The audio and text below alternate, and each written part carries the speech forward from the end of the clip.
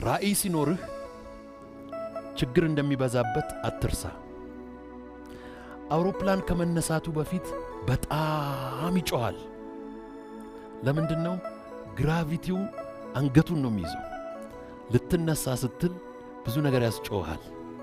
የስበቱ ኃይል ታች በጣም ከባድ ነው።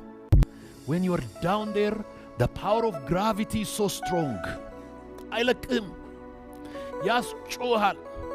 ባንክ አያበድርህም፣ መንግሥት ፈቃድ አይሰጥህም፣ ጓደኞች አይረዱም፣ ዘመድ አያጨበጭብልህም፣ ብዙ ሰው ካንተ ጋር አይሆንም።